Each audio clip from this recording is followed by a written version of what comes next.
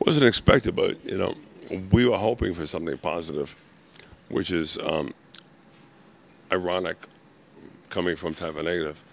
But I don't know what number we debuted at, but it was pretty much more than we expected. And I do have to thank our fans for it more than anything else.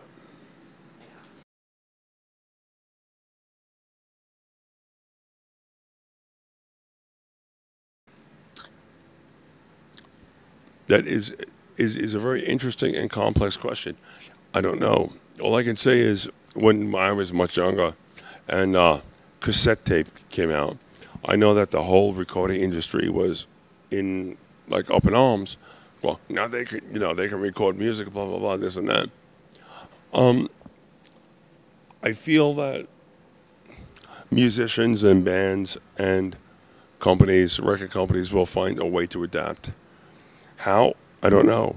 But in an oddly positive sense, let's just say, looking at the fan base of Type O Negative as compared to Madonna, I believe that since she's so much more successful and more beautiful and satanic than I am, that probably Madonna's fans, I'm just going to throw this number around, will download, like 80% of her fans will download her music.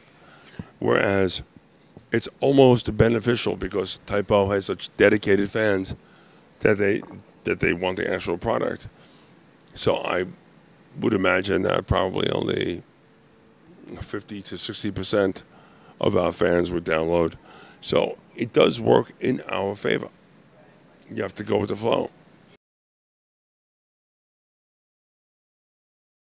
Part of the reason that Type O Negative has been so successful, besides threatening the right people, is because we've really not changed our image over 17, 18 years.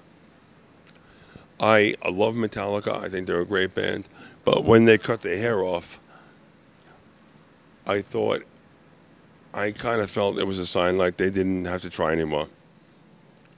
I mean, people say that, Type O Negative has become heavier. I don't know if that means like music or body weight. Because we've all gained about 20 pounds. But I believe that a band should have an image. Like once you take your image for granted, it kind of shows the fans, I take you for granted. So that's why, I don't cut my hair. I attempt to look the same without facial hair, long hair, as I did 20 years ago. If you want to diverge from that fucking image, you know what? You're jerking off your own fans. Because without our fans, we are nothing. I mean that.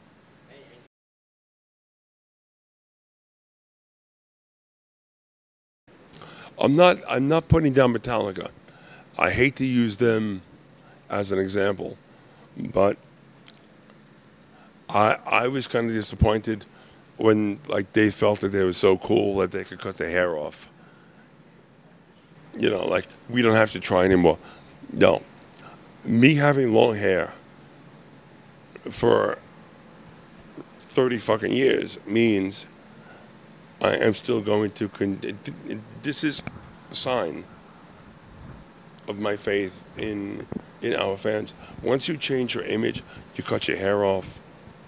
You want to grow beards or spikes through your nose. You know what? You're just disappointing your fans. It becomes, I don't want to make Type O Negative into a personal agenda. Type O Negative for me has been a collective.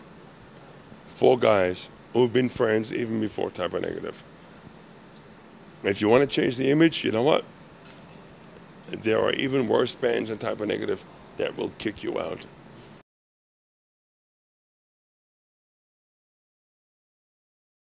I consider that to be the ultimate compliment. But these bands should look at like where my influences have come from. No, Black Sabbath, Deep Purple, AC/DC, Judas Priest. 60s music, even bands like Leibach, Einstürzende Neubauten, Curve. I love 80s music. Duran Duran, Depeche Mode, The Cure. I mean, shit like that, really good songwriting. So I do consider it a compliment that people are ripping off Type O Negative, but you know what? Rip off the best. Rip off Black Sabbath. Play Black Sabbath albums backwards, and it says, I buried Pete, not Paul.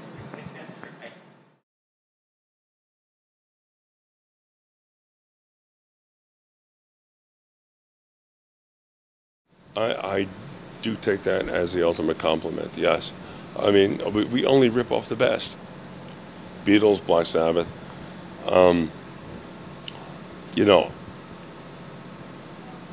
I have not invented fire or the wheel, so I have to take from my foundation, which is like the bands that I mentioned. But Josh, Kenny, and Johnny have also brought in other influences. Johnny and Kenny really like Kiss. You know, Josh is his Deep Purple thing and stuff. So I think it really works out for the best. I think that was probably truly the first Type O Negative album, because Slow, Deep, and Hard was in fact a bunch of leftover Carnivore songs. And I believe that people become a reflection of their experiences. So my life changed a lot between Carnivore and when Type O was instigated. Let's just say from like 86, 87 to like 89 or 90, I started to listen to a lot of different music, like The Cure, Curve, Lycia, Simple Minds. You know, people want to call that pussy music. Well, you know what? You call me a pussy, you are what you eat.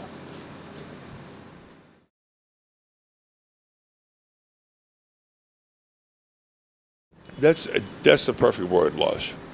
I think that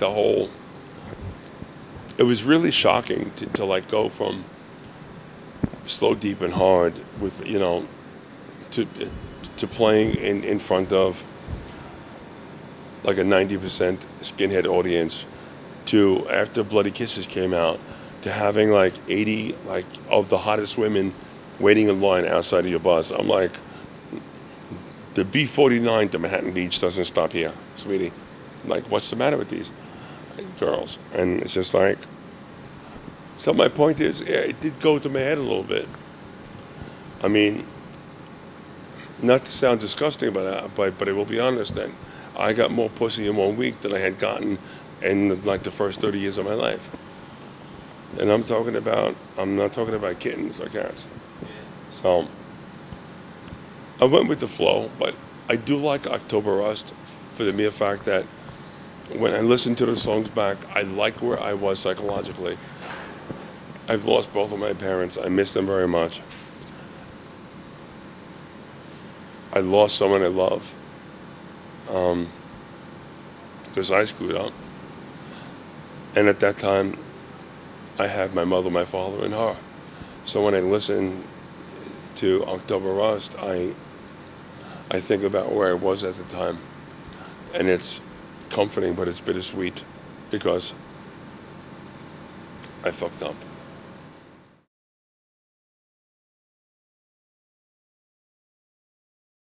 Well, that's like asking a mother who has had 7 children, which is your favorite? They're all different. But I have given birth to like mutated children, but they're still my favorites. I can't say which is my favorite because the songwriting process is a reflection of where I was at the time. So that's who I was at the moment.